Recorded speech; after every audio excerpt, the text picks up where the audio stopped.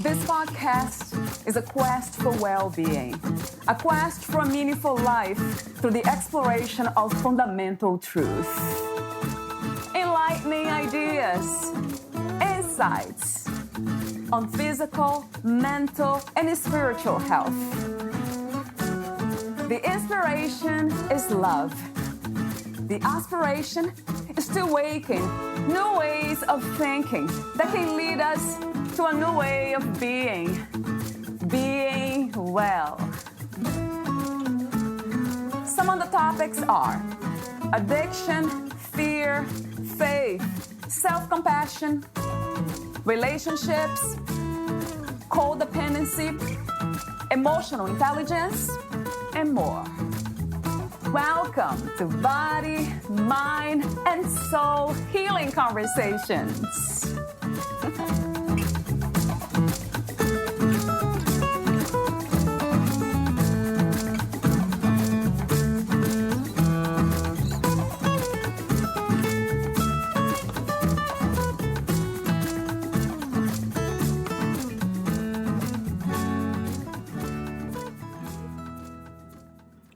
We can experience God in ordinary circumstances, in a stunning sunrise or a quiet subway ride. We can sense His power in creation and His sovereignty in its order. But He is just as real and present in your particular struggles and your specific pain. When we feel a peace that transcends all understanding in the midst of tough circumstances, we are experiencing the presence of God in our lives. He speaks in ways we expect and in ways we do not. Human life, all of it, is the precinct of epiphany, of God's showing, of God's constant speaking and breathing. From exploregod.com. This episode is about a personal experience with God and other thoughts in between, and we'll be listening to Lawrence McGrath, an 86-year-old author who used to be a Marine pilot, college professor, college president, bank president, and a consultant. In his book, A Cry from the Heart, a personal essay, he expresses his thoughts about religion, dogma, love, and life. Here is the interview with Lawrence McGrath.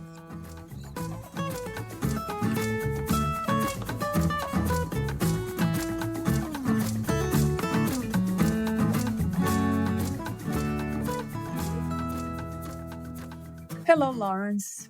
My first question to you today is, how have you changed since we spoke a few months ago?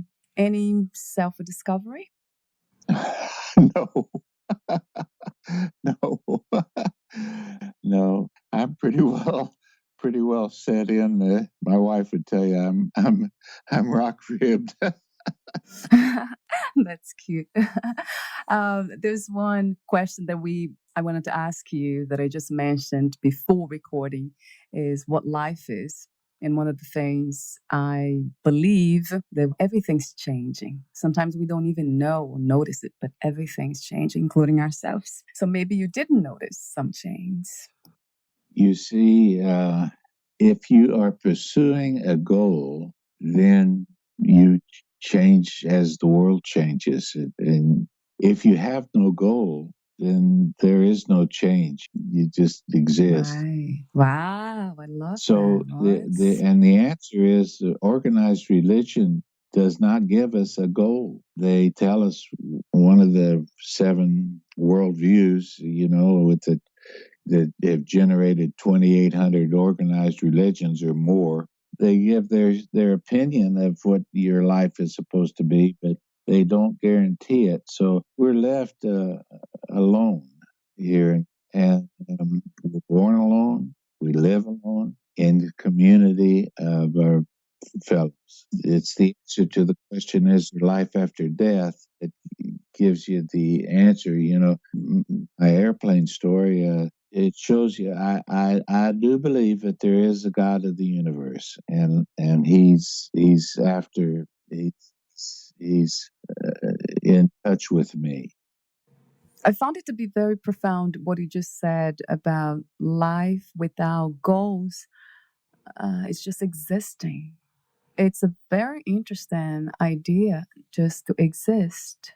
Then we're not constantly chasing something that's not here in this moment. We are not always trying to be happy. Instead, we are happy, not trying to experience, not trying to think about the experience of happiness, but being happy and joyful. I like that a lot. I mean, resonates with me. Not trying too hard. Happiness. Aristotle wrote a book. Oh darn it, I can't think of it now. The ethic. The anyway, his whole thesis is that happiness is complete in itself because it needs nothing to improve it. That's why I thought Thomas Jefferson, who was a scholar, had known it, and why he added in the pursuit of happiness in the Constitution and the Declaration of Independence. It's the happiness is a state of completeness, and most people don't know that. The pursuit of happiness. Yes, pursuit of yes, yes. Yeah, a moment in time, in the future, or through things. So happiness that is dependent on other things to exist, right? So before we begin talking about your personal experience with your personal God during that night flight as an instructor pilot, and also other topics like love and beliefs, I have few questions for you, general well-being questions. What is the world's greatest need, in your opinion? To learn my definition of love. Mm. And your definition of love, again, for new listeners, is? It's deep appreciation of and gratitude for the object love, and the concomitant issue is not oppose your will on another. What do you think the purpose and meaning of your life is and has been? I don't know. I've wanted an answer. I've asked him to give me a hint, but it goes along. So I don't know. I guess I'll find out someday. Someday, you said? Yes, someday. That's great. You ask fundamental questions for which some of them are why was I born? And what am I to do with myself as I live my life? These are self reflective questions. So you made me think, you made me write something that's in front of me here. I'm going to read it for you. What if the answers to these questions are very simple and perhaps too simple to be accepted as the truth? What if his life is what is happening now, exactly as it happens? What if we don't need an answer or a reason to be and feel alive or to feel loved? What if you and I are just like trees with a brain? And what gets in the way of enjoying all the love we can give and receive are our beliefs, which provides us with infinite excuses not to be at peace and love and joyful. What if all we need to do to understand life and ourselves deeper is to stop believing that it should be or should not be, or that life was and will be? Perhaps life can just be lived one moment at a time and not believed. These questions we ask and reflect upon might be life questioning itself, and that's good. It might be life questioning beliefs and how little we know about ourselves. And not all of life is ready to understand its unique way of existing. Yes, I think you're quite right to just validate that. We 13.5 billion years, light years, the world has existed. And we got to August 29th, 2019. And we don't know what's going to happen in the next 13 billion years. So it takes some humility to realize that progress is each person figuring out this complex mosaic that you mentioned and that your project accepts is the sense to make it better. Just make it better. It's all we can do. We can take our little edge of the world and just try to make it better. Yeah. I like the way you question beliefs a lot. Your own beliefs throughout all these years and other people's beliefs and definitions for this and that. Yeah, it seems to me like it goes back to what came to my mind today. Maybe, perhaps life can just be lived and not believed. Yes, yes, that's certainly true. Right. It might be that, right, Lawrence? I don't know, but might be. Yes, I think that's very good. Talk to me about the story, your personal experience with a personal God when you were a instructor pilot. Well, I wasn't very godly then. I, I was I was a hot fighter pilot, and the devil take the hindmost. But he got my attention. The circumstances were so bizarre that it just there's no other answer in my mind. But God has intervened, and it saved us, all four of us. Tell us the beginning, middle, and end of that story. Okay, I was just a fighter pilot in the training command and had the early morning launch, and it was a hot Texas July, and it's early in the morning, and I took the three students and briefed them and went to the flight line and got the parachute and the airplane and went out and flew for an hour and a half and came back and debriefed in the hot ready room and then picked up three more and did the same thing. And after I got through with the third flight, my instructor pilot friend asked me to take his night hop because his wife was having a baby, and I said sure. So I immediately fell asleep. The students woke me up, and I briefed a little too quickly by my standards, but done. And it was a night hop, a high altitude rendezvous. Rendezvousing is hard. Rendezvousing at night is very dangerous, and rendezvousing at high altitude is suicidal. We went on, and we had a good flight, and the Texas sky was clear, and the stars were bright, and the Gulf was black, and I could see down through Mexico and all the way up to Houston. And then all at once, the clouds, the fog bank moved in. And for 300 miles inland and all along the coast, there wasn't nothing beneath us but clouds. And I radioed the tower and didn't get anything, switched to the emergency channel and screamed, and I got back scratchy information, and I switched to the tactical frequency to see if the students heard and smelled the electrical fire. And then immediately all my cockpit lights were out. And to make a long story short, I put the number 4 man in echelon and waited for him to stall. And when he started to stall, I increased speed and then put my nose 8 degrees below the horizon. And we figured if I headed north, it would be a chance. And but I didn't know which way was north, and I did. I did the stars were full.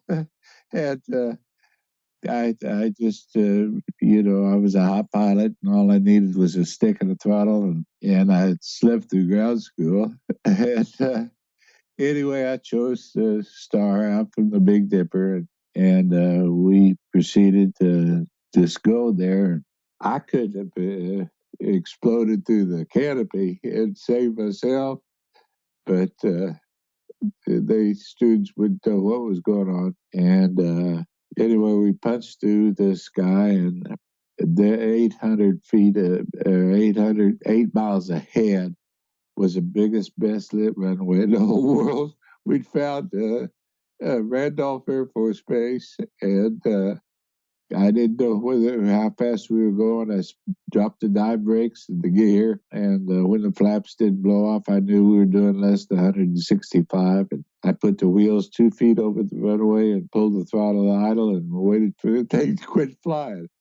And made a good landing, first formation landing ever for the students. And on the rollout down the runway, the upper four-man flamed out. We taxied onto the taxiway, and the number 3 man flamed out, and I flamed out rolling into the chocks. It was pretty hairy. Wow, what a story. So, what was the message or the lesson from that experience? Well, I didn't know why, but I knew that he had touched me. I spent the rest of my life trying to pay him back, but Yeah. Oh, Lawrence. I never knew. And he's maybe it's just to tell the story. Right. Wow. So that's a miracle story. I remember you mentioning that too. And that miracle relates to anything that cannot be explained with the mind. You wrote, I had a personal experience with my personal God. He was watching after me for his purposes. I love the way you believe in God. It's beautiful. I think beauty has a lot to do with what life is really about. I have 3 questions for you that might not be so beautiful, but I can only ask you to be open. Why is there a need for personal God? Why do we need to believe that there is a God?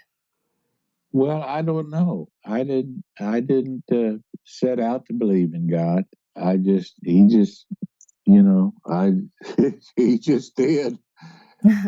And I guess it has to do with life after death, preparing us. I have a book. I haven't mentioned it before. It was written in 1860 some, but a lady who died in this world, and she recounted her trip to heaven, and it was really a beautiful story. And she came back to life, and she went around telling people her story. But the one thing that really struck me was there was a boy sitting by the lake in heaven. He was just beside himself. He couldn't make ends meet. He had murdered his mother with his wife to get the money, and the mother was trying to tell him it was all right, but he still was blaming himself. So I think that in heaven there's a big reconciliation going on, and all of the things we think are sins, and they probably are, and maybe, but they're reconciled in heaven. Right. Yeah, it is a beautiful story, right? I'm just wondering, you write, you talk about these things, and you make me think deeper and deeper. I wonder if all this is just a belief that comes from our wishes, our wants, and our interpretation of experiences. Well, having always searched for meaning for being, obviously, I think that there's a acorn behind every tree. But yes, where we are definitely influences our thoughts on that. Yeah. Yeah, right. The other two questions I had, I don't think you need to answer them, but I just asked myself, why does this personal God that Lawrence talks about, why does he have to watch over anyone for his own purposes? Why do you or do we supposed to do something for God? These are questions that I would love for you to answer, but it might not be needed anymore.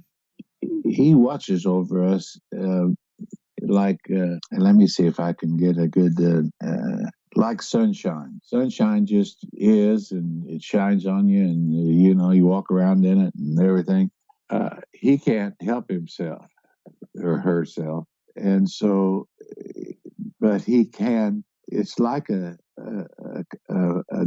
kid driving a convertible down the highway, and he's going 90 miles an hour. He's above him, and he sees a bridge out, and he, with the microphone, he tries to tell him, look out, the bridge is out, going too fast. He does tell me when I listen and talk to him. He does tell me things, and I pay attention. And I think I in another session I told you about the permissive will, prescriptive will, and the permit the other will, and that things we should do, there's things we shouldn't do, but there's a whole lot of things that we can do, and to live within his will, you just ask him, what do you think, and he'll tell you most of the time. And when he doesn't say anything, you're free to do what you want, and you have to take the consequences. Right. Do you think that perhaps we are creating all that idea and concepts about a God out there?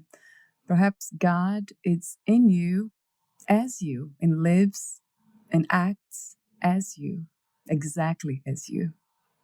Well, that's certainly possible, and we don't know a thing about the mind. I mean, we're just beginning to understand the mind and the body, and how it all works, and how we talk to each other. And we're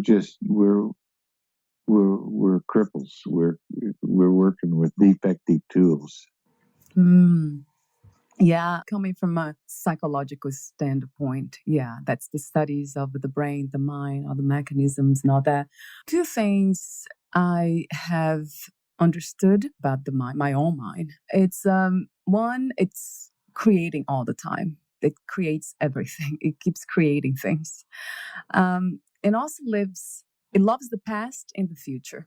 Rarely my mind is interested in what's happening now in this moment. Rarely. I'm very aware of that. So I keep kind of bringing it back, focusing on what I'm doing now instead of just dwelling in the past or trying to imagine a better future for myself.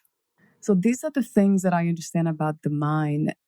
Well, you know what Lily Tomlin said. You know who Lily Tomlin is? No, I don't know who she is. She's a comedian, and she says, I didn't begin to get well until I gave up all hope of a better past. And, and reading your book, you've got a lot to give it up. Right, a lot. I had to. The mind was obsessed with the past. Yeah, so obsessed that I was depressed. Right. Yes, and the things not yet here are to be just accepted as not yet here, and you can make them or work toward them or try to accomplish them. But if you get it done, fine. If you don't, fine. Right. I like that. You see, that's the great attitude for mental health, in my opinion. Yes, it is. And anyway, that's why you know you're always in God's will, when you ask him, should I do this, and it's in the permissive will area, and he doesn't answer, and you do it, and you blow it. You just put your foot Yeah. to the, you Yeah. just really blow it, but you don't fail. You cannot fail when you're acting on that, because God got from you what He wanted, which was your obedience to asking, and that's why God's in the bowling business. He knocks over a lot of pins with one ball. Right. Yeah, we can plan all we want, right? But it doesn't mean it's going to happen. You see, I go back to what you said to me in the beginning of our conversation today. You said, I'm going to give you my suggestion, my opinion about the podcast and what you're doing, but don't take it personally. That is so powerful. And then you inspired me when you talked on and on about personal God. And I wrote something here today, this morning. I noticed that all of my profound personal experiences with the unknown or the universe lacked the person called Valeria. When I experienced life as being life itself and not something apart from it, not someone who watches, judges, expects, believes, forces things to happen, wishes, and takes notes of everything, I'm free to be without attachment of ideas and concepts. I embrace the only truth there is, that life is here now and I am it. Yes, yes, very good, very good. I like it. Thank you so much. So, my next question to you, are you still okay with me asking you a few more questions? Well, I'm so glad. I'm so glad. Can we have a worldview that doesn't require a belief? For example, if you say, this is something that you mentioned too, we are all on this spaceship called Earth. So, this is, you didn't say this, but let's say you did as an example, which is very different than saying we are all on this rough ride that is life, or we are on this beautiful ride called life. So I think the words difficult, challenging, rough, or beautiful, or magnificent, magical, whatever words we use, adding to that, it's a belief. But if you say that we all here having this experience on earth in a body, that doesn't require belief. Well, let's see. You operate within a worldview. Everybody has, there's 7 mutually exclusive worldviews. Everybody operates in one or more than one, but in ignorance. But and from those come the 2,800 religions. But I don't know how the thinking mind, who tries to answer the questions, can do it without a worldview. Mm. So, what are the worldviews that you just mentioned? Uh, Pantheism. Well, first there's theism, which is Judaism, Christianity, and Islam. Polytheism, which is Hinduism, Zen Buddhism, Mormonism. Panentheism, Alfred North Whitehead and Charles Hawthorne. Pantheism, Hinduism, Transcendentalists and Spinoza. Finite Godism, John Stuart Mill and William James. Deism, Voltaire, Thomas Jefferson, and Hobbes. Atheism, Hume, Nietzsche, and the Humanist Manifestos. Those are the guys who promoted them or talked about them. You can get the book. Norman Geisler wrote a book, Worlds Apart, and he explains it very clearly. Everybody is operating under a worldview, and I guess that's what you get for having a brain. Yeah, you have to believe in something or be guided by something. Yeah. I'm wondering if we can just be guided by what is like life, the way it's happening. You're not attached to any ideas or concepts. You're just open. What about being open to what the truth might be? And if it never comes, never comes. If we never know really what the truth is, fine too. Well, then you're an atheist. No, because being an atheist also requires to make statements. Like I would make statements like, I don't believe in God, or maybe I'm not sure. So I'm not really saying that. No. The atheist just believes there is no God. It takes different forms, but if you say there is none and you just exist, you're saying there is no God. That's what Nietzsche's trouble was. I thought Nietzsche went crazy. Oh no, that's not a good thing to do. To think too much, yeah. Well, syphilis probably had something to do with it, but he tried to describe a world without a God, and the language didn't permit him to do it, and he was frustrated. I mean, our language just connotes God in every way possible. What about if someone it's in between? Okay, there is God, there isn't God. What would that be? What kind of mind or ideas or beliefs are those? It doesn't seem to be a belief then if you are just in between. Well, he's just a person who's riding the fence. Oh, who is doing what? I'm sorry, say that again. Riding the fence, Oh. and he's going to ride it into the sunset, and he find out when it comes sooner or later. But and that's an agnostic, and that's not a worldview. Agnosticism is just the fence sitter, and he can't make up his mind. And It can, yeah, that's cute. Yeah, I don't know, because I feel like I am like that, and it's not that I cannot make up my mind, understand my own mind, or some things about life. It's just that I choose not to give attention to things that are not important. I don't think I need to have a worldview. I just need to be me. I just have to dwell in this body, in this mind, the way wherever it goes.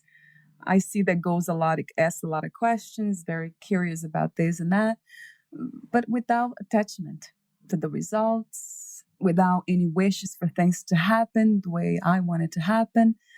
It's almost like I'm already dead, which is interesting. You're a very active lady, and you're very energetic, and So I'm not dead. no.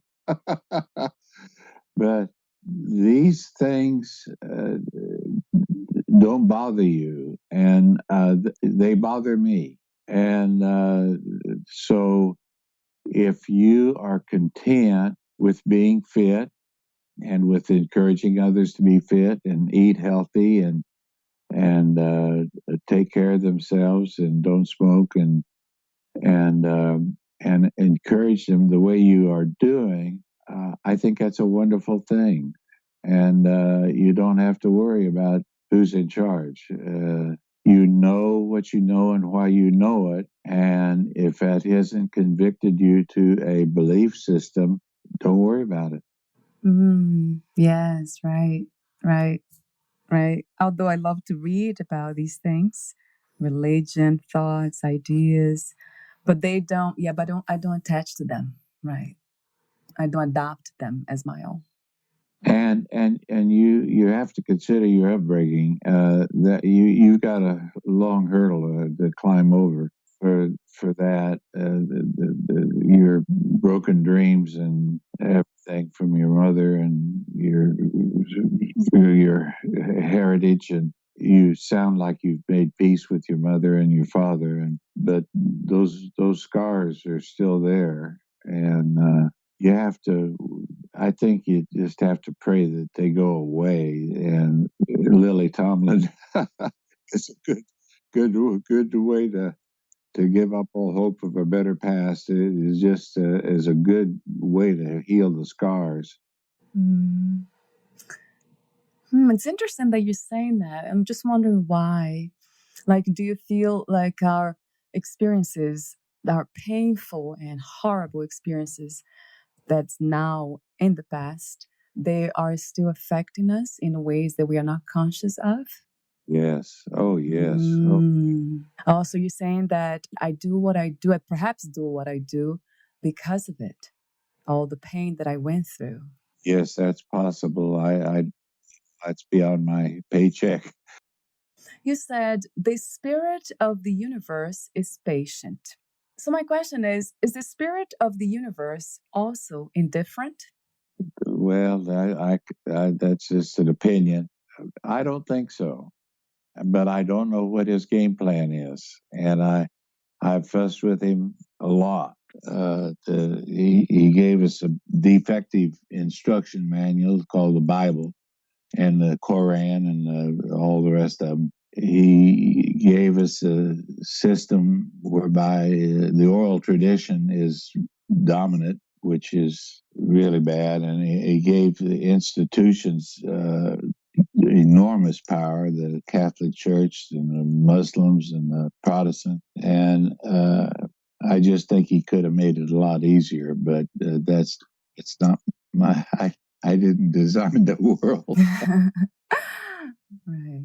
You also mentioned things like murders are at hundreds of thousands annually, that we have a lot of problems with death on our highways, suicides and alarming rate. We have President Trump. You did include the suffering of the animals, or in the animal world, where there's a lot of animal abuse everywhere. You didn't talk about the forest, the vegetation that burns. So I'm just wondering, why are we sometimes selective and limited with our capacity to expand? Or my question really is, are we selective and limited with our capacity to expand our love and compassion to everything and everyone? Well, yes, I don't go to the animals and the trees and the flowers and everything. I just focused on the human because it was a big enough challenge. Right. It is big enough. Right. I don't know about the animals and the trees. And, I've often thought if God was an artist, a painter, uh, and he chose you to be a speck of yellow paint in his canvas, would you be satisfied with that for eternity? And to be chosen is a big deal, and to be on a painting, it lasts forever. But my answer is no. It wouldn't satisfy me because I want to do more, and wouldn't think it'd satisfy you. But I think that we need to think about that God just might be using us for a speck of paint in his canvas. Right. I never heard it that way. Lately, I have been hearing a lot about selfishness. So I'm also wondering if selfishness or being selfish connected to our personal beliefs, wishes, and wants. No. I deal with selfishness in the Kegel, Oh, yeah, yeah. and our society breeds it and incorporates it and rewards it, and it's crazy. We encourage selfishness. Yeah. The more selfish we are further from God. I don't think that being selfish is what he wants for us. I think, by definition of love and not using your will to impose on others, cancels out the selfishness, and you're that's the goal. That's the goal. Right. Yeah, you talked about the ultimate goal. So you say, who knows what our ultimate goal will be? Yeah, 1,300 billion years from now, who knows what we'll just be a fly speck. Yeah, whatever will happen to the human race. But that's why, in a way, Lawrence, I try not to separate ourselves as human from the rest of nature and the universe. I like the idea that we are just the reason why we separate, because we have the capability to do so. We have a mind that loves to create and to believe in everything. It's always changing. Maybe the ultimate goal for humans, if we still exist, millions, billions of years from now, would be great to be something like this deeper understanding that we are life, that we are not entities created and manipulated by life, that we are not people separated from nature, like I said, in the universe, that life is just you and me exactly as we are. Yes, yes, and work together to achieve the goal. Yeah. Right, right. Once we understand this, I think it will be so much easier to work together, because now, okay, we are one thing and we are part of this, not part of this one thing, which actually are this one thing called God, the universe, nature, higher power, whatever we call it. Well, and this is why your work is so important, Valerie. I hope you know that I mean that. Oh, yes, I do. With all my heart. Yeah. Thank you so much, Lawrence. You've been wonderful. Okay, I have just a few more questions for you. What motivates you to be a good person and to do good in the world besides your belief in God? Well, it's just the easiest way to get along. I was a lawyer, and I was a son of a bitch, and there's just no question about it. And so it takes a long time to act gently and caring. You have to unlearn everything you learned. That's see, you're all your speakers are over 40. They all have learned, and it's just it takes. My grandchildren, they hear me, and I'm hoping that they get started sooner than I did. And so that's what we have. If you died today, what would be your last words, you think? I know it's a silly question. Well, I tell my wife I loved her. Wow. That's beautiful. What are three important things everyone should know or do before they die? Find out who they are, look to see how they can help somebody else, and try to make a contribution with your life to the progress. Wonderful. If anyone wants to be in contact with you, what's the best way? Email Lawrence at 1317 @gmail.com. Great. Thank you so much again, Lawrence. Thank you, Valerie. It's wonderful talking to you. It's fun. Okay. It's a lot of fun. I'll talk to you soon. Bye. Bye for now.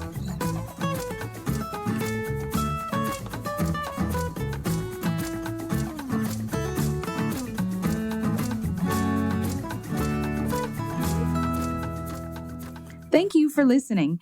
To learn more about Lawrence McGrath, please visit fitforjoy.org/podcast.